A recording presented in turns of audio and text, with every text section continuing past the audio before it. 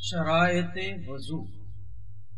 صحیح وضو انجام دینے کے لیے اس کے شرائط کی رعایت ضروری ہے۔ جس پانی سے وضو کیا جا رہا ہے اسے پاک ہونا چاہیے۔ اسی طرح مضاف یا غصبی، مثلا خاص لوگوں کے لیے جو پانی وقف ہو اس سے کیا جائے تو وضو باطل ہے، حتیٰ اگر کسی کو معلوم نہ ہو کہ پانی نجس یا مضاف تھا اور اس نے وضو کر کے نماز پڑھ لی تو وہ وضو اور نماز باطل ہے۔ وہ برتن جس میں رکھے ہوئے پانی سے وضو کیا جائے اسے مباح ہونا چاہیے، یعنی اس کے مالک سے استعمال کی اجازت لے لے۔ اسی طرح آب وضو کا برتن سونے یا چاندی کا نہ ہونا چاہیے۔ اعضائے وضو کے شرائط میں سے ایک شرط یہ ہے کہ وہ پاک ہوں، لیکن جس عضو کو دھویا یا مسح کیا جاتا ہو اگر دھونے یا مسح کرنے کے بعد نجس ہو جائیں تو وضو صحیح ہے، لیکن یہ خیال رہے کہ نماز میں پورے بدن کا پاک ہونا ضروری ہے۔ اسی طرح اگر وضو کے وقت اعضائے وضو کے علاوہ کوئی عضو بدن نجس ہو تو بھی وضو کیا جا سکتا ہے۔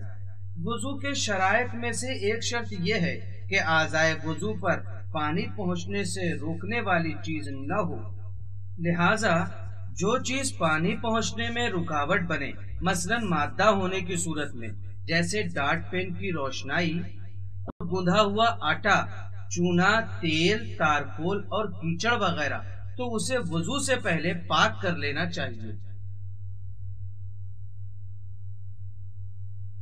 البتہ بدن پر بنے ہوئے ٹیٹو اور سفید رنگ جو چونا کاری کے بعد بدن پر ہو تو اسے وضو کا پانی پہنچنے میں رکاوٹ شمار نہیں کیا جاتا، لہذا کوئی حرج نہیں ہے۔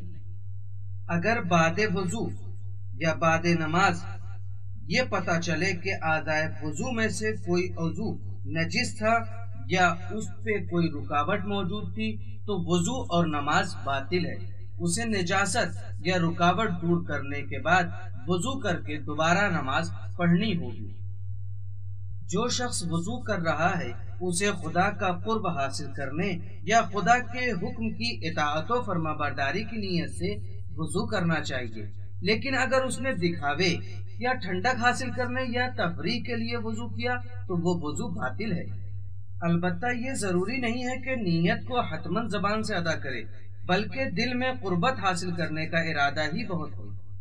جو شخص خود وضو کر سکتا ہو اسے کسی دوسرے کی مدد نہیں لینی چاہیے، لیکن اگر کوئی دوسرا صرف پانی ہاتھ پر ڈال رہا ہے تو اس کا وضو باطل نہ ہوگا، لیکن یہ عمل خود مکروہ ہے۔ لیکن اگر کوئی شخص خود سے وضو نہیں کر سکتا تو جتنا وہ خود نہیں کر سکتا اس میں دوسرے کی مدد لینے میں کوئی حرج نہیں ہے۔ وضو کرنے والا خود نیت کرے گا اور مدد کرنے والا سر اور پیر کے مسح کے لیے خود وضو کرنے والے کے ہاتھ سے استفادہ کرے گا اور اس کا ہاتھ اس کے سر اور پیر پر پھیرے گا، مگر یہ کہ یہ بھی ممکن نہ ہو تو ایسی صورت میں اس کے چہرے یا ہاتھ سے تری لے کر مدد کرنے والا اپنے ہاتھ سے اس کے سر اور پیر کا مسح کرائے گا۔ کیفیت وضو کی شرائط میں سے ایک شرط یہ ہے اس میں ترتیب کا خیال رکھا جائے، یعنی دھونے اور مسح کرنے کو مذکورہ ترتیب سے انجام دیں۔ اس بنا پر اگر ترتیب مد نظر نہ رکھی جائے تو وضو باطل ہو جائے گا۔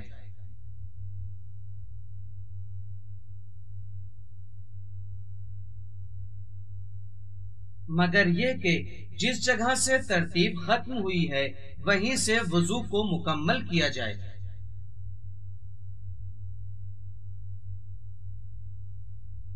وضو میں موالات کی رعایت بھی ضروری ہے، یعنی اعمال وضو کے درمیان اتنا فاصلہ نہ ہونے پائے کہ اعضائے وضو کی تری خشک ہو جائے۔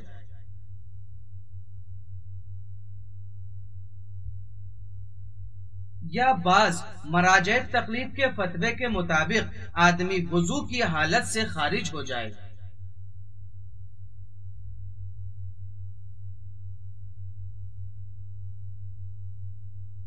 اس بنا پر اگر کوئی وضو کرتے ہوئے اس طرح چل بھی رہا ہو کہ اسے وضو کرنا ہی کہا جائے تو کوئی حرج نہیں ہے۔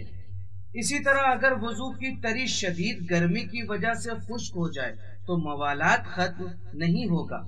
وضو کرنے والے کے لیے ایک شرط یہ ہے کہ پانی کا استعمال اس کے لیے نقصان دہ نہ ہو، لہذا اگر گرم پانی نقصان نہ دیتا ہو تو اسے گرم پانی سے ہی وضو کرنا چاہیے، اور اگر پانی ہی اس کے لیے نقصان دہ ہو تو ایسی صورت میں اسے تیمم کرنا ہوگا، اور تیمم کے واجب ہونے کی صورت میں اگر کوئی اپنے اوپر جبر کر کے وضو کر بھی لے تو وہ وضو باطل ہے۔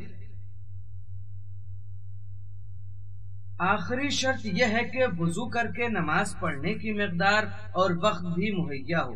اس بنا پر اگر نماز پڑھنے میں اتنی دیر ہو گئی ہو کہ اگر وضو کر کے نماز پڑھے تو نماز قضا ہو جائے، یا نماز کا کچھ حصہ وقت کے خارج ہونے کے بعد ادا ہوتا ہو، تو پھر تیمم کریں گے۔